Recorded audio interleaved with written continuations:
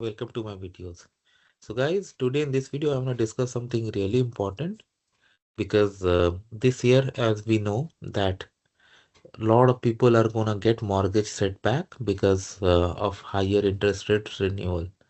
I have already made videos about it, so I don't want to bring those back here.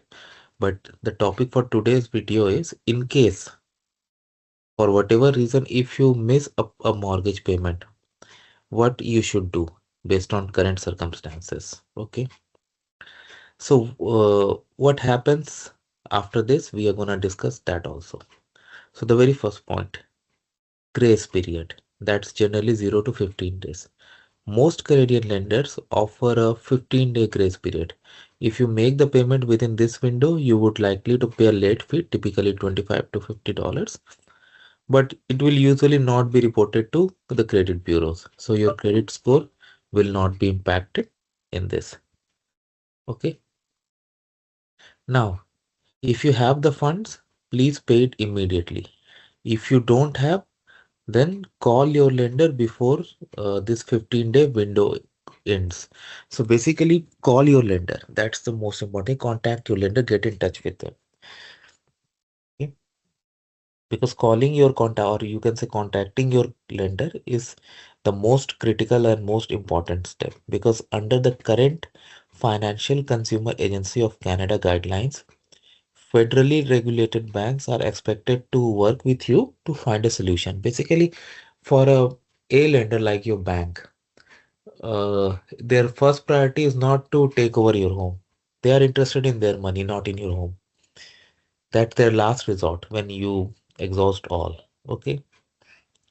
So when you speak to them, be honest. Explain them why you have missed.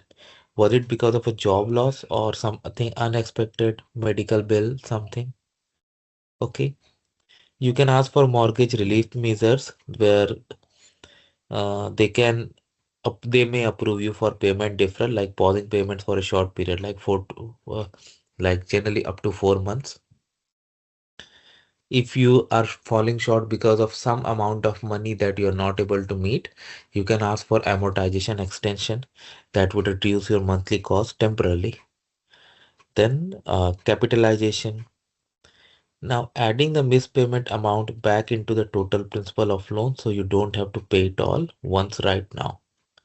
So basically getting it added to your capital income, capital amount. When you do all this, make sure you particularly discuss and say that you don't want to go for rolling late, because it's kind of trap also. Because what happens if you miss, for example, Jan's payment and then pay Feb on time? What your lender is gonna do is gonna apply Feb payment back to Jan's. Okay, that means every month you are late, and that means there have been consistent late fee and consistent credit damage. Avoid that. So the best thing is to like speak and those options that I have discussed above. Otherwise, just double your payment and then that trap is gonna end. Now I'm gonna give you some figures for overdue days. 1 to 15, generally late fee applied, no credit hit if paid within this grace period. 30 days means missed payment is reported to credit bureaus, credit score drops. 60 to 90 days, you may get a demand letter sent.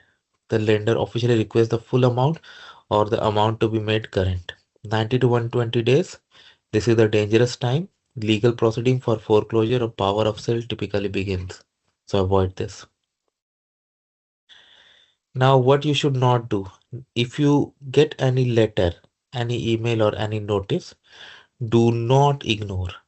Because if you don't respond on time, that means you are inviting power of sale process.